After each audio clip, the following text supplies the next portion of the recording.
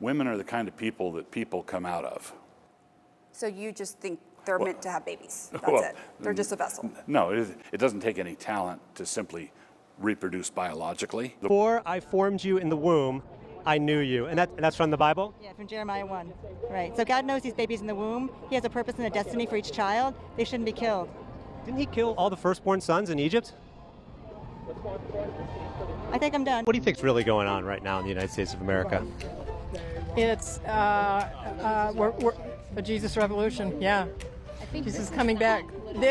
This is the greatest thing going on since Jesus walked the earth, and the greatest story ever told. In the end, the greatest story ever told. Wait, Donald Trump being in office is the greatest thing since Jesus? Donald Trump's part of the rescue.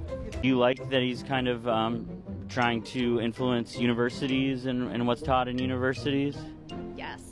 Yes. Are you behind that as well? Oh yeah, absolutely. Pressure he's putting on Harvard to kind of change the way they're doing things? Yes. Did it seem strange a little bit that he started Trump University and then had to pay $25 million because it was deemed a fraud, but he wants to tell other universities how to teach? Wife and mother, who is the chief executive of the home, is entrusted with 3 or 4 or 5 eternal souls. I'm here as a working journalist, and I'm a mom of 3. Good for you. Is that an issue No? for you? No, it's not automatically an issue. Ladies and gentlemen, if you've been hanging around this channel for a while, you know I like to crack a few jokes to lighten the mood. But honestly, whenever I'm talking about MAGA, I don't even have to try. The material just shows up, sits in my lap, and hands me a script. It's like they've got a full-time writer's room dedicated to self-owns. Today's episode of MAGA, the never-ending sitcom, features a special guest star, MAGA women. And in true Make America Great Again fashion, they've once again embraced their national pastime. F around and find out. They thought they were building some glorious utopia where everyone could wave flags, grill burgers, and sing patriotic karaoke. Instead, the real manly leaders in the movement apparently just see women as baby-making machines. And now, in a plot twist no one asked for, they might have set the stage to cost all women in America their right to vote. Before you start rage typing in the comments, I suggest you grab a strong drink. Personally, I recommend an espresso. Not because you need the caffeine, but because you need to be alert enough to truly process the mess we're about to dive into. You'll want to be stone cold sober for this circus act. So, buckle up. And if you're already furious, go ahead, show the algorithm how much you care and smash that like button until it files a restraining order. Let's roll the clips. Christ Church senior pastor Doug Wilson is the leader of a Christian nationalist movement that believes in a patriarchal society, where men are dominant and women are expected to submit to their husbands. Josh and Amy Prince, along with their 4 kids, moved from Washington State to Moscow, Idaho, where Wilson's movement is based. Do you see Amy as your equal? Yes and no, in the sense that we're both saved by grace. We're absolutely on equal footing, but we have very different purposes, God-given. But do you see yourself as the head of the household, as the man? He is the head of our household. Yes. Yes, and I do submit to him. So like moving here was ultimately your decision. Yes. That's a great example. Wilson says in his vision of a Christian society, women as individuals shouldn't be able to vote. His fellow pastors Jared Longshore and Toby Sumter agree. In my ideal society, we would vote as households. And I would ordinarily be the one that would cast the vote, but I would cast the vote having discussed it with my household. But what if your wife doesn't want to vote for the same person as you? Right. Well, then that's a great opportunity for a good discussion. There are some who have gone so far as to say that they want the 19th Amendment repealed. I would support that. And I'd support it on the basis that the atomization that comes with our current system is not good for humans. And Wilson, a veteran himself, is unapologetic about his view that women shouldn't be in certain leadership or combat roles. Looking at the leadership page for Christ Church, it's all men. Do you accept women in leadership roles in the church and in government? In the church, no. Why? Because the Bible says not to. Well, that's not what happens in the Bible. Women do lead all the time. Progressive faith leader Reverend Jennifer Butler is concerned about Wilson's growing influence. He is rapidly gaining in power. He has hundreds of churches established around the country. They actually literally want to take over towns and cities, and they have access to this administration. Wilson's highest level connection to the administration is Defense Secretary Pete Hegseth. It's not organizationally tied to us, but it's the kind of thing we love to see. Pastor Doug Wilson, the Idaho preacher who says women shouldn't vote and wants to swap democracy for theocracy. He's not some backwoods crank. He runs an empire of over 150 churches across the U.S., plus schools, colleges, publishing houses, and a media machine, all pushing Christian nationalism. On CNN, he said out loud, repeal the 19th Amendment, make same-sex relationships illegal, ban mosques. And years ago, he co-wrote a pamphlet claiming slavery had affectionate masters. His hometown of Moscow, Idaho, is his test lab for turning America into a cross between The Handmaid's Tale and Duck Dynasty.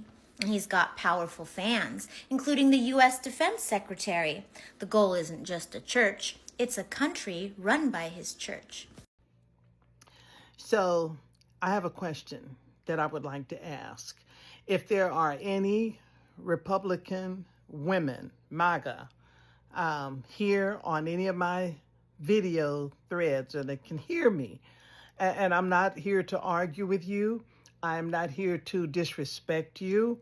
And I'm not going to even push back. I just sincerely do have a question.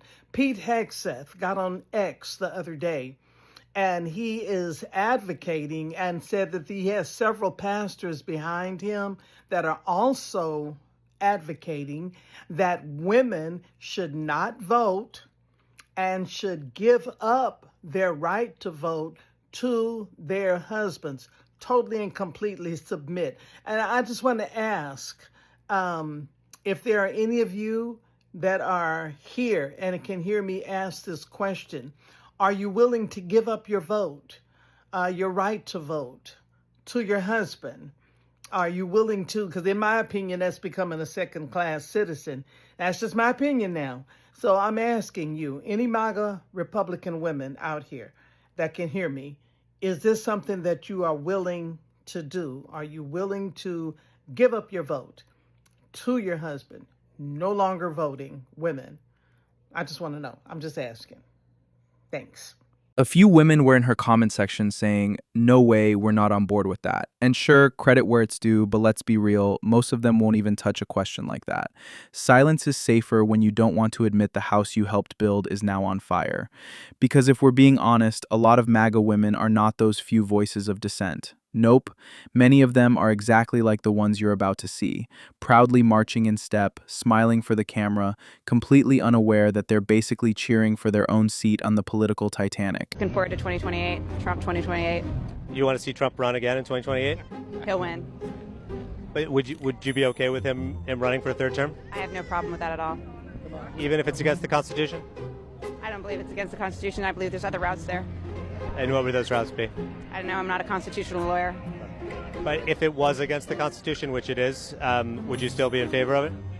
I'm not in favor of breaking laws, no. Okay. So no Trump 2028? Trump 2028. All right. Would you like to see Donald Trump use the military against some of his enemies in the country? Well, sure. I mean, I think he is, don't you? Well, in Yeah. Los Angeles, for sure. Yeah, and I think he is other places. It's not made public, but it's happening. Would you like to see Donald Trump use the military against U.S. citizens? If they've done something wrong and they're trying to hide, yeah. And what do you think? If they're treasonous, if they deserve it, yeah. Do you think some Democrats in the Senate and the House are treasonous? I think they probably all are. Every last one of them. All Democrats are treasonous? Probably. That are in the House and the Senate, yeah. Before I formed you in the womb, I knew you. And that's from the Bible? Yeah, from Jeremiah 1. Right. So God knows these babies in the womb. He has a purpose and a destiny for each child. They shouldn't be killed. Didn't he kill all the firstborn sons in Egypt? I think I'm done. Would you like to see Trump run for a third term? Yes, and if not, why not be the VP to Vance as president if it's not allowed? So you would want J.D. Vance to run as president and Trump to run as VP? Yes, if he can't run as president, yes, I think that's a great idea. Who would you want to really be in charge there? Equal, Trump and Vance. I think Equal? He's holding his own. He's doing good. He is just doing great. Are you worried about the Constitution not allowing him to do that? Yes, that's why I think he could do VP instead. Okay. Find a way around that. Yes, hopefully. What's your favorite thing that he's done thus far? Let me see. I'm just trying to think. I don't really listen to the news that much, but I have confidence in him. So what has he done so far? But I know he did it with the tariffs. He did with the tariffs, and Do you want me to, I have a list here. You want me to tell you some of the stuff he's done? Yeah.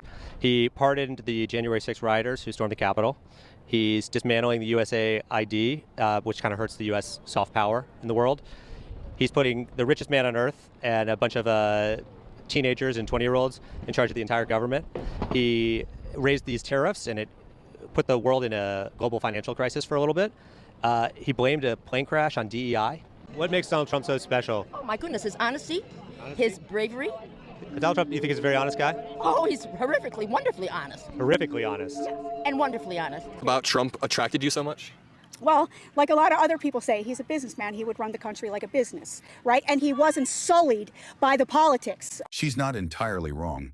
He is a businessman, and like his businesses, he's running the country straight into bankruptcy. Now, it's important to understand why these women think like this. This isn't just random ignorance, it's a whole mindset. So let's hear from a couple of women who were once deep in this exact same thing. Trust me, once you hear them, the puzzle pieces will start snapping into place. Hi guys, my name is Jenny. I am a former Christian nationalist and white supremacist. Doing videos like this is extremely hard for me. It's very uncomfortable. It shines a light on things that I wish didn't exist in my past, but I think it's important for people to know what's inside the mind of women like the person that I used to be. And this selfie right here, which I've never shared on my social medias until this week, really embodies everything about my mindset, and so I want to break it down for you. First, let me tell you how I became a white supremacist Christian nationalist.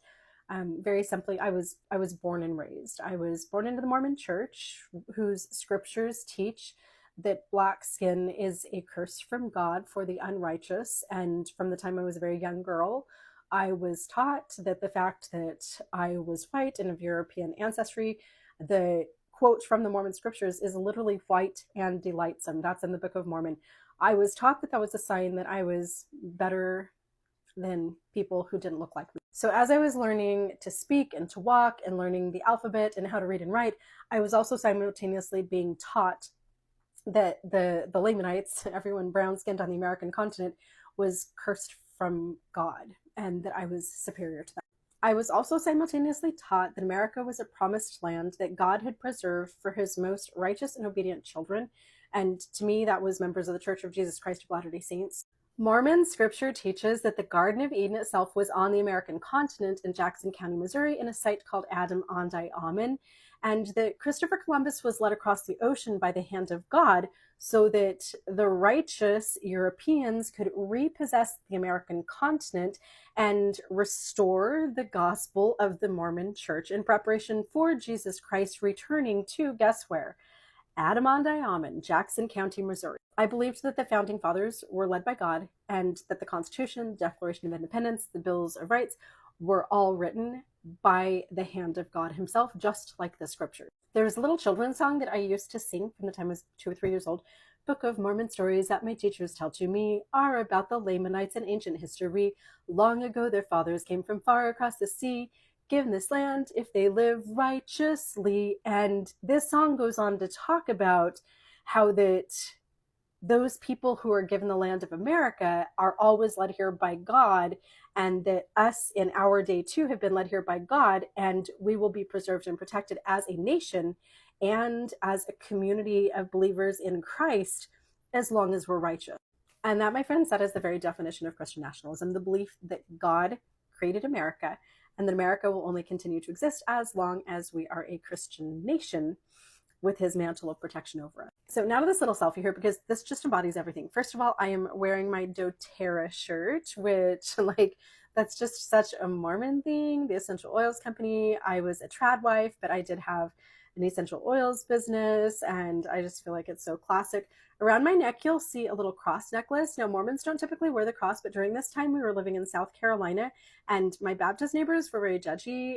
They were always telling me that Mormons weren't Christians, so I wore this cross proudly, just so the Baptists would know that, yes, we are Christians. And here's the crazy part. Right next to that cross, I have a Dixie flag pen. The only way I can explain that is I was racist. I was blatantly racist. I was a white supremacist. And the fact that I was totally comfortable having that little Dixie flag pin right next to my little mini cross tells you everything about the MAGA mindset that I have. This selfie was taken on our homestead where my little 102-pound racist Christian nationalist self was raising 4 children in the gospel. I'm going to keep this as non-religious as possible. Now, sure, not all MAGA supporters are part of her sect. Many are actually evangelical Christians. But did you hear that? You'd think someone might stop and ask, wait, isn't Jesus the one who preached about loving your neighbor? One of his greatest parables was literally about the Good Samaritan, a man helping someone who was considered an outcast. Anyway, I'm not here to start a Sunday sermon, so let's skip the altar call and get to the real point. Let's take a look at what a lot of MAGA women actually believe happens when they get to heaven. This next one, it's going to blow your mind. Watch closely and see exactly how it all goes down. My golly, I'm in heaven. Lord Jesus, I made it. You must be Maribel Jones. Yes, that's me, Lord. I'm here. Your best soldier. Welcome. Let's take a moment to review your record. Oh, it's gonna be glowing, Lord. I've done it all.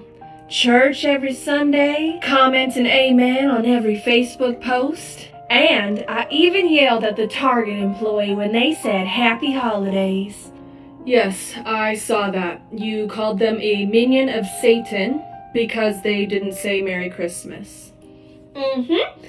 Somebody had to stand up for you. Uh-huh. And then there was the time that you told your neighbor she was going to hell because she put a rainbow flag up in her yard. Ah, love the sinner, hate the sin, right?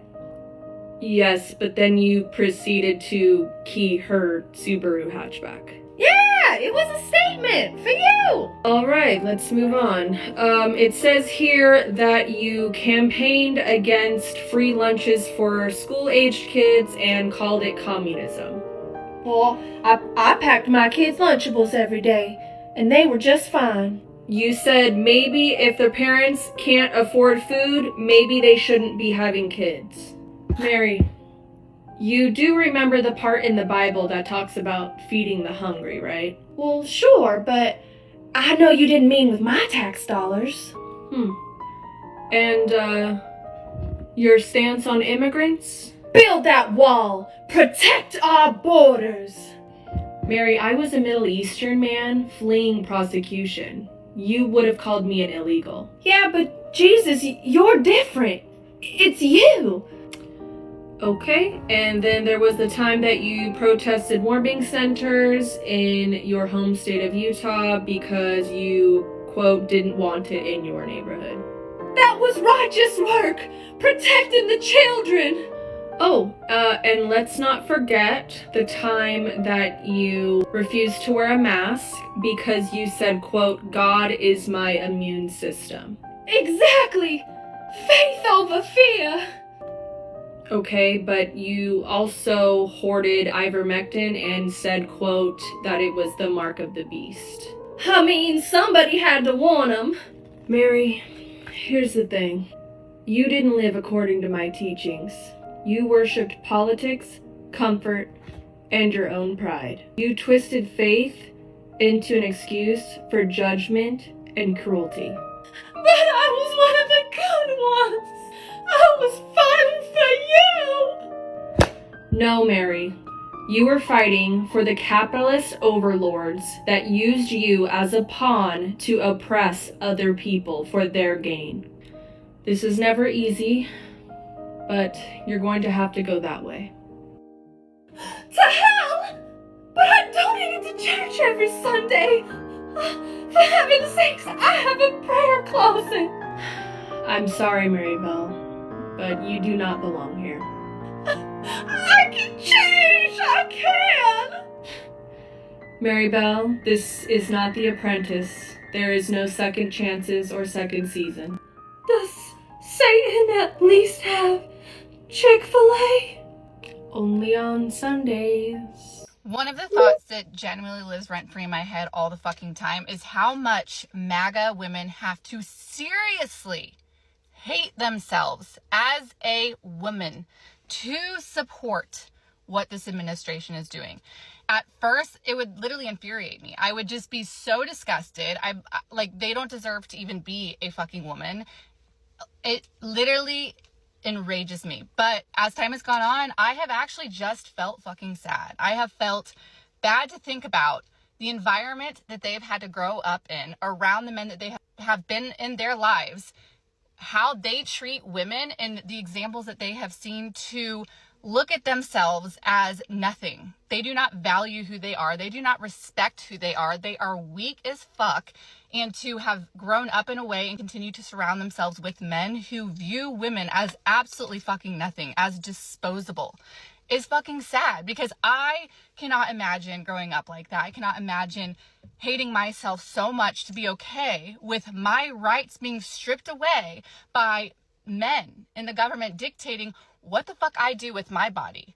It's disgusting. I have a daughter. I could never imagine her growing up as being okay with men treating her like shit and just telling her what the fuck to do. Just imagine what their everyday life looks like. Like, to me, something that I think about is how they probably were. I was about to say college, but I don't think we can relate on that. But thinking about situations where, you're in your 20s and you're talking or dating men, and these men are treating you like shit. It's the type of women who just stick around and allow these men to treat them like shit, and don't demand better, and don't walk away, and don't stand up for themselves because they're just weak as fuck. And I just really cannot even imagine hating myself so much to be okay with any of this. It's fucking sad. At first, I was mad, but now I just feel fucking bad for them. In case you are wondering what those issues are that MAGA women should be concerned about, because a normal woman would be, check out the following clips. You can't make this stuff up. The president implied in his speech he gave in Washington, D.C. today that he would like to see 14-year-olds treated as adults in the criminal justice system. This would set off a massive chain reaction with effects extending far beyond the realm of criminal law. I want to talk about the precedents that we risk setting. First of all, with respect to criminal law and the justice system, this would suggest that 14, 15, 16, and 17-year-olds be subject to adult sentencing guidelines, up to and potentially including the death penalty. This would also mean incarceration in adult facilities, where they would be more likely to be exploited. This would mean the loss of the protections which are typical to juvenile facilities, such as rehab-focused programming. Then we have the laws pertaining to sexual consent and exploitation. This might set a precedent which established that 14-year-olds are old enough to consent. This could theoretically enable legal production of porn materials, which include 14, 15, 16, and 17-year-olds. Of minors 14 and up could suddenly be reframed as prostitution. With respect to marriage and family law, 14-year-olds could potentially marry without parental consent. Parents might lose rights over their 14-year-olds. They could also theoretically evict 14-year-olds if they were considered adults. They could be sued for child support at 14, and child support paid to single parents could end at the age of 14. Donald Trump is trying to make it so 14-year-olds and up are adults now. You can't make this stuff up, people. How interesting, on the brink of this scandal about Trump being involved with Epstein, that now he wants 14-year-olds and up to be considered adults. So Trump and the other Republicans held a press conference where they were talking about how teenage crime is on the rise. We need to do something about that. So, we thought of an idea to where now 14-year-olds and up will be prosecuted as adults. So if you're a teenager, you can now be prosecuted as an adult. That's what they're trying to make happen. But it doesn't stop there, because they're also trying to do this so when it comes to things like sex crime, anyone 14 and older will also be considered an adult. Once again, the timing of this and his scandal with Epstein, this is beyond creepy and disgusting and just predatory, and it's already happening. There are literally a handful of states that have rewrote their state laws so that child marriage can be a thing. They're also actively making it so a sex crime against a child would be a misdemeanor rather than a felony. People aren't talking about this enough for me. I don't know what the heck is going on with this country, but I want to spread the word about this because, like I said, not enough of us are talking about this, and I feel like it's because people don't know that this whole thing is going on. Don't let Trump and the Republicans get away with doing this on the sly. Like, we need people talking about this, like, ASAP. So, the master of finding a legal loophole is now trying to lower the age of consent. He wants 14-year-old children to be considered adults, and he's disguising it as a way of saying that these kids are out of control. They're dangerous criminals, so they need to be all considered grown-ass adults at the age of 14. You know that list? That list of children? 14-year-old girls? And there you have it, folks, a tour through the strange, contradictory, and often self-sabotaging world of MAGA women. What we just watched isn't some one-off internet moment. It's a window into how an ideology can dress itself up in patriotism, faith, and family values, while quietly chibbling at the very freedoms its followers claim to cherish. Now, am I saying every woman who leans MAGA is like this? Of course not. But when the loudest voices in the room are proudly co-signing ideas that would send women's rights back to the 1800s, it's worth asking, at what point does loyalty to a political tribe start to look like volunteering for your own oppression? And honestly, this is the part where I'd love to laugh it all off. Because yes, some of these takes are so wild, they practically beg for a punchline. But then I remember, the people pushing these ideas are dead serious, and they're voting. So here's my challenge to you, whether you agree with me or not. Ask the uncomfortable questions. If a movement claims to protect freedom, but only for certain people, is that really freedom? If leaders want you to believe your worth is just in producing children, what happens when your beliefs or your body don't fit that mold? Anyway, I've said my piece. If this video got you fired up, in agreement or in outrage, let me know in the comments. And don't just smash that like button, give it the full MAGA rally treatment, and I'll catch you all in the next one.